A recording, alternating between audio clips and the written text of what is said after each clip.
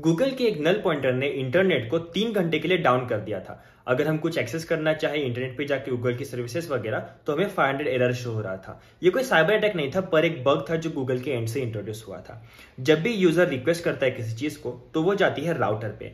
Router पे दो important चीजें होती है, राउटिंग इन्फो होती है और ऑथेंटिकेशन टेबल्स वगैरह होते हैं। ये जब जाता है तो उसके साथ में दो प्लेन्स भी होते हैं। उस पे पहला होता है डेटा प्लेन और दूसरा होता है मैनेजमेंट प्लेन। डेटा प्लेन से डेटा वगैरह फ्लो करता है, ऑथराइजेशन वगैरह चीजें होती है और मैनेजमेंट प्लेन का काम है कि वो सारी चीजें मैनेज करे। मैनेजमेंट प्लेन पे सर्विस कंट्रोल नाम की एक बाइनरी होती है, एक फाइल होती है जो कि कोटा और पॉलिसीज वगैरह चेक करती है। गूगल ने क्या किया था, 29 मई को एक अपडेट पुश किया था इसी बाइनरी में, सर्विस कंट्रोल नाम की जो बाइनरी है उसी में।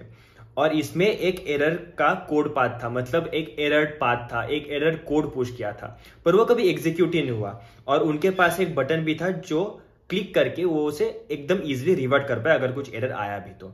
ये जो नल पॉइंटर एरर था ना, उससे ये इशू कॉज हुआ।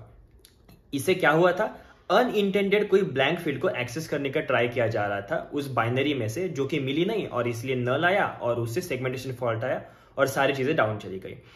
ये चीजें अवॉइड की जा सकती है अगर फीचर फ्लैग होता या फिर ग्रेजुअल रोल आउट होता, पर उनका ऐसा सिस्टम है कि वो पुश किया तो प्रोडक्शन पे जाके सारे नोड्स पे तुरंत वो डिप्लॉय हो जाता है। ये चीज जो थी वो 2 मिनट में ही पकड़ी गई थी उनके टीम के द्वारा, पर पकड़ने के बाद उन्होंने क्या किया, वो रेड बटन दबाया जो कि किया था रिस्टार्टिंग के लिए, और उससे रिस्टार्ट होने लगी सारी सिस्टम, जो रिस्टार्ट होने के लिए 3 घंटे लगे क्योंकि उस पर कुछ टाइमर स्पेसिफिक फिक्स नहीं था। इसे मैंने फुल कवर किया है, जो भी गूगल ने अपना एक आर्टिकल पोस्ट किया था इसके बारे में उसमें, तो आप मेरे यूट्यूब चैनल पे वो चीज चेकआउट कर सकते हो। तब तक के लिए थैंक यू, बाय बाय।